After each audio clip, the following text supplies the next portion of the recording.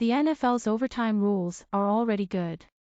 Don't change them. In the wake of arguably the most thrilling divisional round playoff game in NFL history, social media was filled with fans advocating for another change to league overtime rules. On Monday morning, it was more of the same, with fellow sports media folk I respect, including my Georgia peach of a colleague, Jay Busby, posting links to stories they'd written declaring it was time for more tweets. As much as I respect all of them, they are wrong. The NFL overtime rules, as they are, work just fine. I get it. The final minutes of Chiefs-Bills were amazing. Patrick Mahomes and Josh Allen combined for 260 passing yards in the fourth quarter alone. I was so amazed by Allen's gorgeous 19-yard touchdown pass to Gabriel Davis with seconds left in regulation that I jumped off my couch and shouted expletives of awe so loudly I worried I was going to wake my sleeping daughter. Two young quarterbacks, one who had already established himself by way of an MVP award and Super Bowl win, and the other who proved beyond a shadow of a doubt that his 2020 progress was not a fluke, and indeed he is every bit the fearless playmaker. An edge-of-your-seat game that capped an enthralling weekend,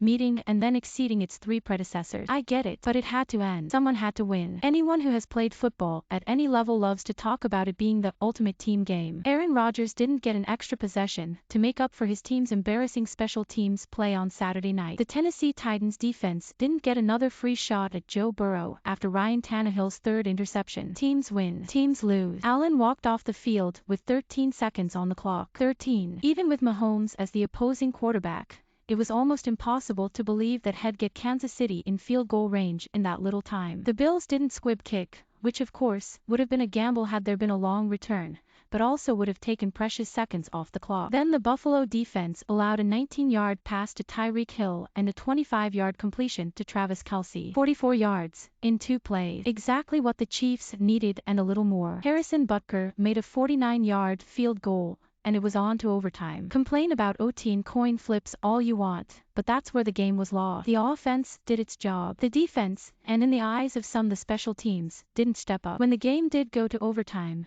the rule is such that again, had the defense stepped up, Allen would have gotten a shot. Kansas City picked up 10 yards on 3rd and 1. Mecole Hardman got 26 yards on a catch and run a few plays later for 1st and goal. On the next snap, Kelce got both feet down on a sideline pass in the end zone. Game over. If Buffalo forced another field goal, Allen gets the chance to play the hero again. The current rule is certainly better than the one the NFL used for years, when the coin flip really did determine who won the game, because all it took was a few plays to get into field goal range. Of the 11 playoff games that have gone to overtime since the change went into effect in 2010, the team that won the coin toss went down and scored the requisite touchdown on that first possession 7 times. That's better than 50%, but it also shows there were some teams whose defenses made a stop. If the rule is changed and both teams get a shot in overtime, then what? If Allen and the Bills' offense had gotten another chance and they scored a touchdown, do you try to go for 2 points and the win, or kick the extra point and keep it going? If Mahomes gets a second OT chance and scores,